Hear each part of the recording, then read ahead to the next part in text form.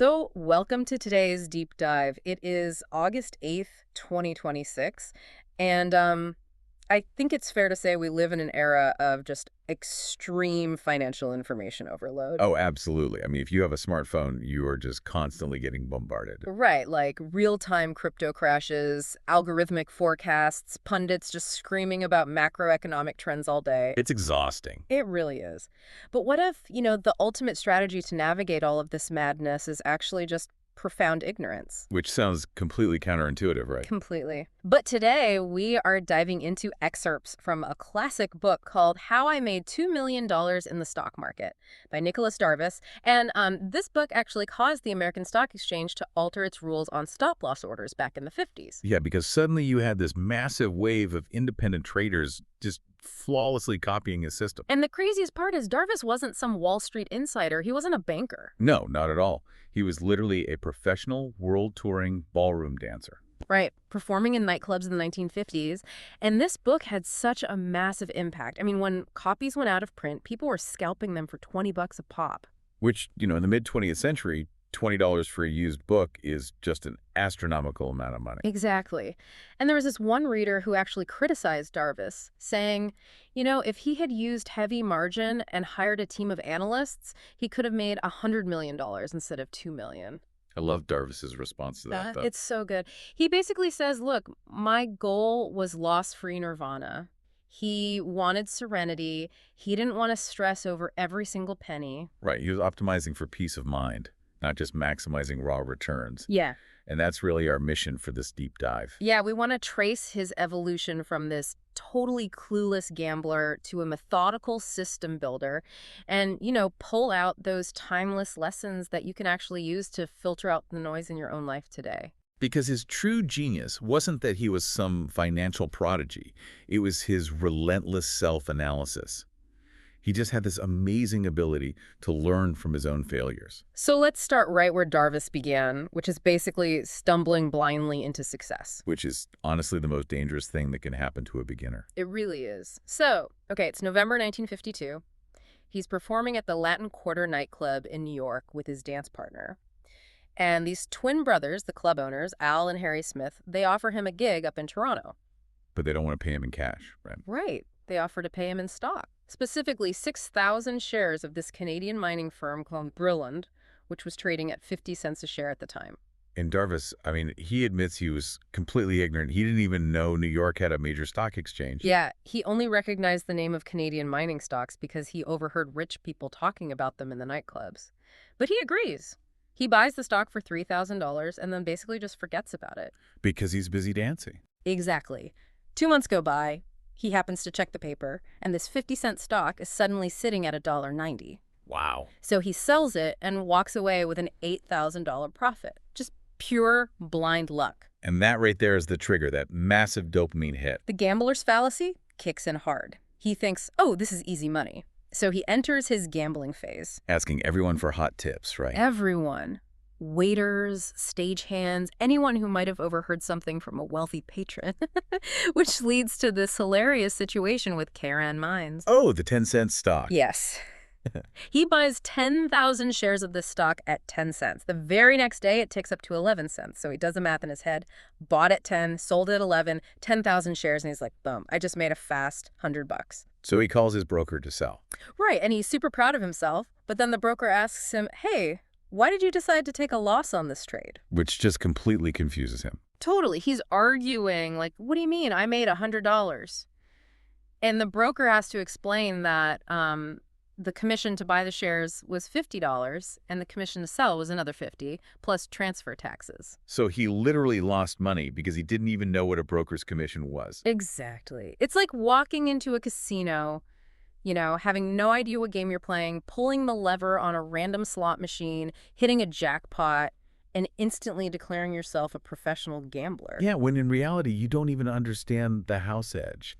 And over time, that lack of foundational knowledge just grinds you down. I mean, he ended up losing his original $3,000 relying on those rumors. Which makes sense. But then, realizing that listening to nightclub waiters is a bad idea, he swings the pendulum completely to the other extreme. He goes full academic. Yeah, the fundamentalist trap. He moves to Wall Street. He literally buys a dictionary of financial terms. Because he has to look up what a dividend even is. Right. And he starts reading these heavy, dense books like ABC of Investing. He subscribes to Moody's and Fitch. He becomes absolutely obsessed with PE ratios and capitalization. He's looking for that perfect scientific certainty. And he thinks he finds it with the stock called Jones and Laughlin. I mean, on paper, it's the perfect stock. Strong industry, it's a steel company, pays a solid 6% dividend. So he's completely convinced. So convinced that he goes all in. He buys 1,000 shares on margin at 52 and a quarter. He puts up over $36,000, which he got by mortgaging his Las Vegas property. Oh, man. That is heavy leverage. And then, of course, the stock starts to drop. It plummets to 44. But he's paralyzed. He refuses to sell because, A, the fundamentals are perfect. It's clinging to the spreadsheets. Yeah, and he ultimately takes this devastating $9,000 loss. But wait, I really want to push back on this for a second because I know you're the expert here. If a company is solid, they're making money, they're dominating their sector, paying dividends, shouldn't the stock inevitably go up? Like, why did he lose his shirt? It's a great question, and it's the exact trap Darvas fell into. He confused a good company with a good stock. Okay, what's the difference? Well, the market doesn't trade on present-day facts alone. It's a discounting mechanism. It trades on human emotion and future expectations. So it's pricing in what's going to happen 6 months from now. Exactly. If the big institutional money expects the steel industry to slow down next year, they're selling today, no matter how good the current dividend is. But Darvas was just blinded by his scientific certainty. He thought the market was wrong and he was right. So he was basically arguing with reality. Precisely. And the market always wins that argument. Wow. Okay, so he takes this massive loss, and he finally realizes that Wall Street fundamentals aren't going to protect him from a crash, which leads to his next big breakthrough. The box theory. Right. He strips away the whole why is this happening and just focuses entirely on the what is happening. And it starts with this stock called M&M Woodworking. Yeah, he notices it rising from 15 to almost 24. But the key here is that it's moving on pure, silent volume. No rumors, no tips, no news articles, just heavy, quiet buying. So he buys in, makes over $2,800, and he only finds out way later that there was this secret corporate merger happening behind closed doors. Which is when it clicks for him. The stock movement itself is the insider information. Yes. He has this great analogy where he says, if you see a dignified matron suddenly jump up on a table and do a wild dance, you know something unusual is happening. You don't need to know why she's dancing to know that you should pay attention. Exactly. So he develops this box theory. He realizes stocks don't just fly straight up like balloons. They oscillate in a frame. A box. Right, a box. So say a stock is bouncing between $45 and $50. As long as it stays in that box, he does absolutely nothing. It's just normal market noise. But the second it breaks into a higher box-like, it pushes up to 52 on high volume he buys. And this is where his background as a dancer really shows up, don't you think? Oh, 100%. It totally mirrors his day job.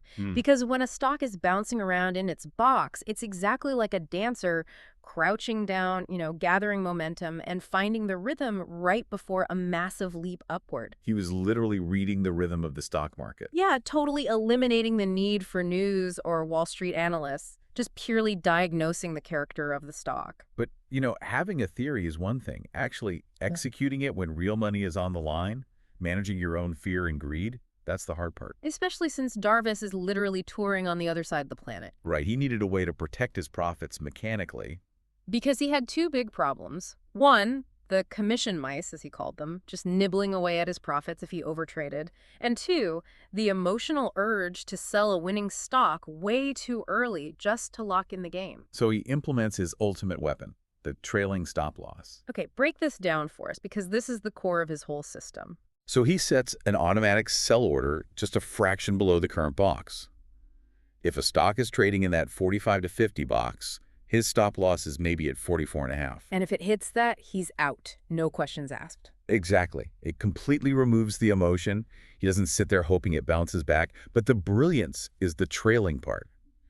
As the stock moves into a higher box, say 50 to 60, He moves the stop loss up right behind it. So he's locking in the floor but leaving the ceiling wide open. Precisely. And he managed this entire system via cryptic cables from all over the world. Right, places like Hong Kong, Japan, Kathmandu, and Nepal. I want you to really picture this for a second. Imagine trying to execute high-level financial trades via telegram from a rickshaw in Laos. It sounds impossible. It's a 12-hour time difference. He couldn't even panic sell if he wanted to. All he had was Barron's Weekly magazine arriving days late, and these daily telegrams with just price quotes like B32.5, L57. That's it. But that physical distance actually became his greatest competitive advantage. Because he couldn't hear the Wall Street noise. Exactly. He called it his techno-fundamentalist approach. He was using these cause-of-error tables to train his emotions completely out of the process. He operated like a doctor looking at an X-ray. An X-ray doesn't lie, and it doesn't care about rumors. Right. And the ultimate vindication of this system came during a massive bear market. Oh, this is the best part. So the market starts crashing, right? Wall Street is burning. But Darvas's system just quietly, automatically sells him out of his positions as the prices drop below his trailing stop losses. He compared it to a strategic withdrawal during the Battle of Stalingrad. While everyone else is panicking and stubbornly holding on to losing stocks, like he used to do with Jones and Laughlin, he's entirely in cash. His capital was completely safe. Yeah, he walked away with his $37,000 mostly intact. He took a tiny net loss of just $889 during a massive crash. Which is just incredible risk management. He completely removed himself from the panic. So just briefly recapping this wild journey, I mean, he goes from this naive gambler relying on nightclub rumors to getting crushed by fundamental analysis to becoming this globe-trotting technician who outsmarted Wall Street by radically simplifying everything. Just price, volume, and trailing stop losses. And for you listening today, in our modern age, we've got thousands of financial apps, right? We've got 247 news cycles in our pockets.